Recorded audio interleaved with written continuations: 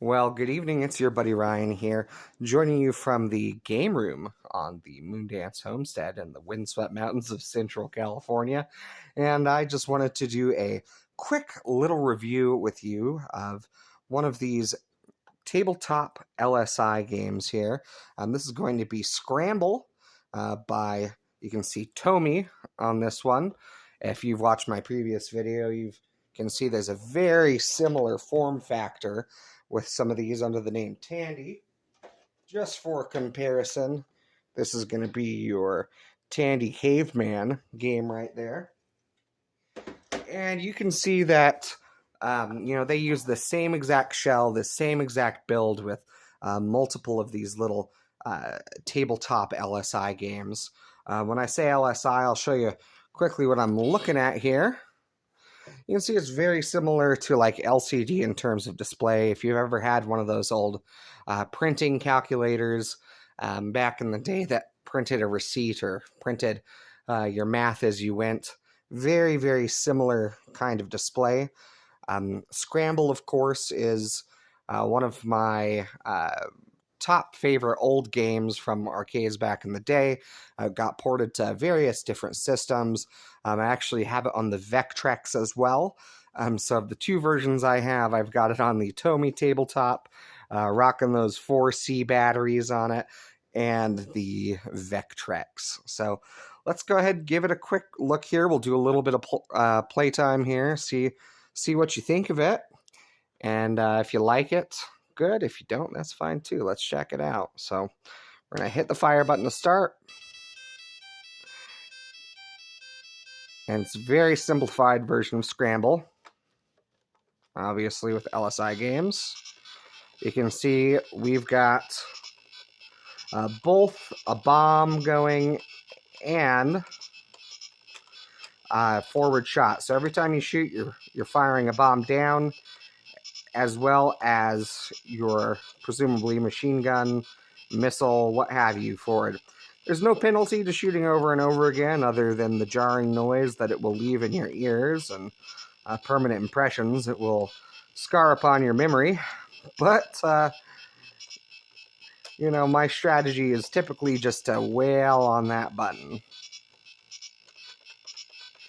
And you can see some of the guys along the bottom, those are going to be your fuel and your ammo. If you've played the version on the Vectrex, it's got you flying through a cave up and down, so this is going to be sort of your cave section. Of course, you want to keep that fuel bar to your right high, so you need to be shooting these things as you go. You see it kind of changed modes a little bit to where now we're not just shooting, we're flying through the LSI version of a cave.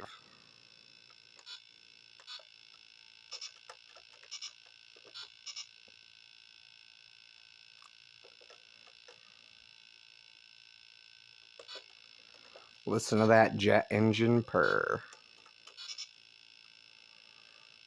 Okay, here we go. Alright, looks like we are in our boss battle. So these blocks are going to move left and right. You can see we've got our fuel there. The trick, and I'm not very good at it, is that you have to get rid of 3. Then you got to avoid them to shoot all the way to the back.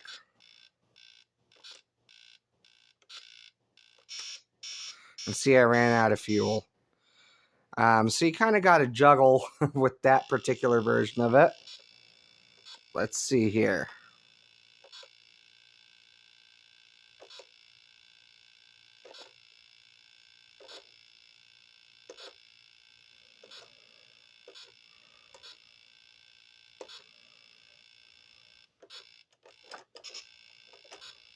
So it just refueled there.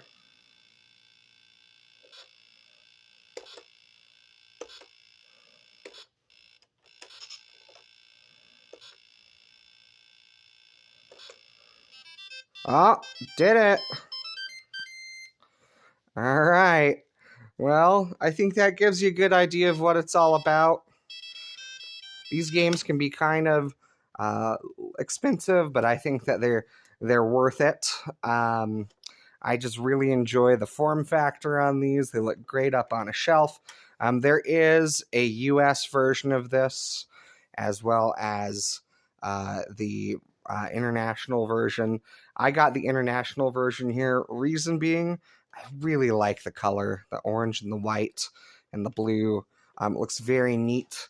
That's not how the other version looks, and it was a little easier for me to get the Tomy version, although I'm certain they're exactly the same. I'm going to go ahead and give this game 4 out of 5 pixelated missiles. Thanks so much for watching.